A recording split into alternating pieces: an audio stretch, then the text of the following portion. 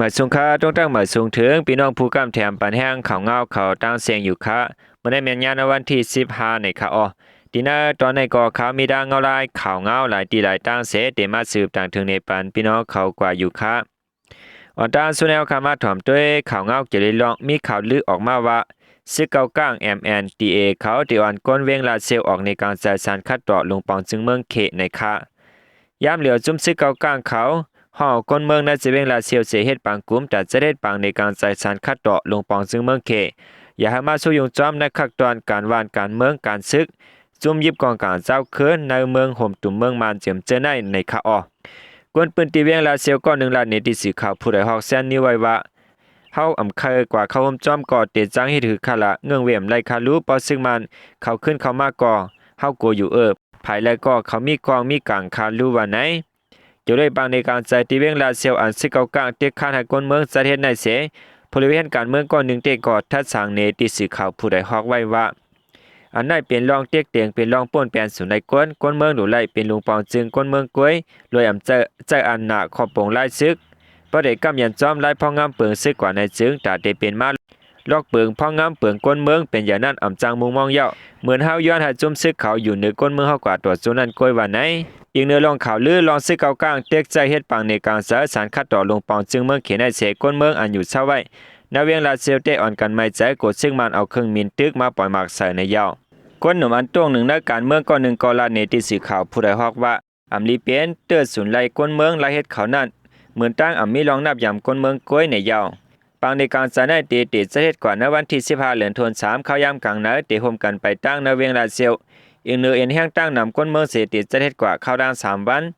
ไลฮู้ว่าก่อนไปถึงปังอุบโอลองงำเย็นซึ่งมาตั้งซึกเกากลางนั่นเหลือนมาดในผาลงปองจึงเมืองเขห้องผู้กอนซึกเกากลางเสียเจดวนขอบทบคึกคักที่เวียงขุนเมียงในเมืองเขไหน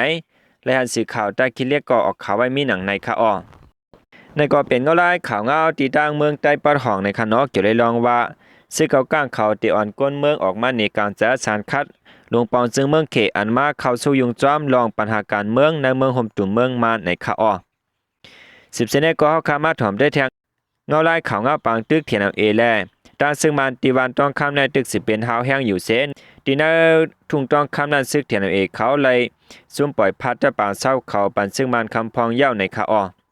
และให้ผู้จ้อมสื่อข่าวสวยพีเมว่าปังตึกตีจะเว้งหนองเขียวตีวันต้องคำในตึกสิเป็นหาวแห้งไว้อยู่เสในปังตึกนั้นของสิซึ่งมันเขาเอาหมากมาปล่อยดังน้ำล่ามคาดว่าหมากอันเขามาปล่อยนั่นก็เป็นหมากเมาเมียวมีกว้างในคาออในวันที่13เดือนธันวาคมปี2024ในซึ่งลอยเทียนและซึ่งมันเปลี่ยนปังตึกกันหาวแห้งตีวันต้องคำจะเว้งหนองเขียวจึงได้ปอดของในเสในปังตึกในของสิซึ่งมันเอาเครื่องมีนมาปล่อยหมาก15ลูกในหมาก15ลูกอันเขามาปล่อยนั่นภายด้านสื่อข่าวสุดพิมพ์ได้ก็ล่ามคาดว่าเป็นหมากเมียวมีกล้องหมากเมาในคาออสื่อข่าวสุดพิมพ์ได้ก็ให้งานไว้ว่าในหมาก15ลูกอันของสิซึ่งมันเขาเครื่องมีนเสมาปล่อยหมากนั่นใน7ลูกนั้นเป็นหมากออกกว้านสีขาวแต่8ลูกซ้ำเป็นหมากออกกว้านสีเขียวในคาออจอมหลังเฮาคาไลหันเตก็เหมือนจะหนังเฮาลัดมาผ่านเนื้อนั้นยาวคาเจิมหมักเมาเมียวมีกล้องเตก็เฮาคาอำไปจ้างยืนยันลัดไล่วันไหนเมื่อวันที่14ข้าวยามหามองกลางนั้นก็เลยเปลี่ยนปางตึกกันหาวแห้งแทงว่าเสปางตึกเย็นกว่าเย้าผาดังซึ่งมันเอาหมักลงและเอาตั้งเครื่องมินตะล้วนเสปล่อยใส่แทนเขาตีอันแทนเขาอยู่เศร้าไว้เจ้านั่นในคาออเหมือนเจ้าหนังที่วันหมักตีอันมีไว้ในเกกาเสเวงหนองเขียวแลเวียงปังอุลงนั่นก็ซึกลอยแทนและซึ่งมันตึกสิเป็นปางตึกกันอยู่ในคาออจอมหนังผาด้านสื่อข่าวซึ่งมันปืนเพไว้ในทะเลแก้มนั่นเตกอที่วันต้องคำในซึ่งลอยแทนเขาเลยถอยตะปานเศร้าปานซึ่งมัน2ตีในวันที่12เดือนธันวาคมปี2025ในเศษซึ่งมันเขาขึ้นชิมไล่ตะปานเศร้าเขาคำพองเย้าในคาณปางตึกหนองเขียวในซึ่งมันเขาเจ้าแห้งซึกตะไปลินหลอดตึกเฮาแห้งก้อยมกามีรองใส่ตื้อป้าตะล้วนตั้งนำเศษตึกต่อแลผาด้านแทนเขาสังไล่ถอยปานจอมเจอหิมห้องต้องคำไหนก็น่ะอยู่หน้าซึกตีทุ่งต้องคำก้อน1กอลัดหนังไหนสืบลัดนี้ว่าตับขำตึกเข้าคามีไว้จอมหิมหอมต้องคำจะในก่อไหลถอยออกปันมั่วเยาคะซึ่งมันเขาในจัดตะล้วนเสปล่อยมาข้าวแห้งแหล่จังไหลถอยคาออเหมือนเจ้าหนังที่เวียงหนองเขียวได้ก่อซึ่งมันเขาไปตึกซิมไหลเสจุ่มตะปอนสู้แทนเขาตึกกุ้มกำไว้อยู่ไล่ฮับผู้มาว่าของสิซึ่งมาในปืนภาวะในเข้าด้าน3เดือนตีอันตึกเอาเวียงหนองเขียวไหนก้อยกาย้อนภายแทนตึกขึ้นแหล่แต่ของสิซึ่งมันตึกเอาขึ้นหนองเขียวนั่นก็อำง่ายเมื่อเลี้ยวภ ภายเอาคาขึ้นโทษซึกเข้ากว่าดังกำก่อเสไล่ขึ้นปืนตีคำพองเหย้าในคะออเงางุนกุมกำจับกองลงของสีซึ่งมันอันเป้าไว้ดีทุ่งต้องคำในตึก10หลอดตึกดับซึกลูกพื้นเขาเจอหิมหอมทุ่งต้องคำแลหนองเขียวเสมีรองเจอตึกตะล้นแลเครื่องเหม็นเสในตึกต่ออยู่กดทุนไหนผู้คันปากดับซึกปลดปล่อยก้นเมืองทันนูตีเพียวเอกลาดว่าปางตึกในอำกระดำลือเปลี่ยนอยู่กูวันตะล้นเขาก็มาปล่อยหมากอยู่กูวันปทุงต้องคำในซุ่มโฮมป้องแถนอันป้าซึกทันนูและจุ่มลูกพื้นเทียงหลายๆจุ่มนั้นโฮมกันเสตึกต่อของสีซึกมันมาในมีข้าวตั้ง6เหลือนปลายเย้าโดยเสนั้นเหมือนเสื้อหนังปอดหมักตีหมักฆ่าเจในกองยินว่าซึ่งมันเขายึดเสียงไหลเสภายจุ่มโฮมป้องแถนเขาเลยปล่อยพาดถอยปันเย้าในคะออจับของสีซึ่งมันอันมีตีต้องคำในเดกอมือเหลียวมีไว้เหมือนเสื้อหนังตับ354และ206 406เสริมเจในเสปารางตับเครื่องหลวง902เจในภายด้านซึ่งมันเขาขึ้นกุมกำไรตั้งหมดเย้าในคะออเวียงหนองเขียวในภายด้านแถนเสียมได้เมื่อวันที่10เดือนตุลาคมปี2024นั้นเสผมปารางจุ่มลูกเพื่อนเสกุมกำมาหันต่อถึงยามเดียวที่ทุ่งต้องคำอันเป็นปางตึกหาวแห้งอยู่ในเตเกาะเตยานเวียงหนองเขียวหมอก20ลักในคะ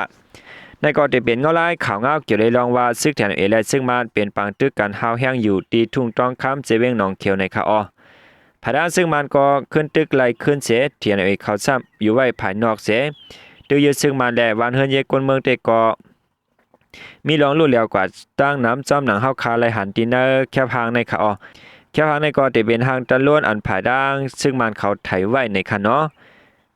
เดเลยว่าปมาด้วยในแคบหางซึ่งในเตก็มีรองลู่ซุ่มกว่าตั้งน้ำในคะออโดยเสนก็ยำก้าวคามาถอมได้แทงข่าวเงาเกี่ยวเลยรองตะปางเศร้าของสีซึ่งมัน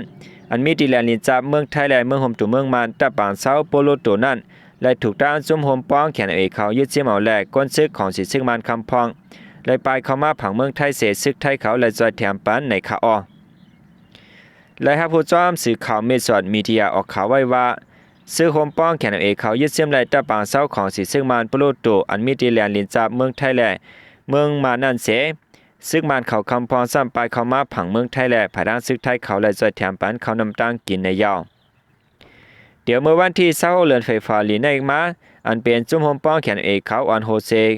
โทษซึกหลอดตึกตะปางเศร้าของสีซึกมันอันมีไว้ดีแลนลินจับเมืองไทยและเมืองโฮมตุเมียนมาอันอยู่ไว้ภายใต้กุ้มกำจับกองคารยา31ตะปางเศร้าโปโลโตนั่นในคะออ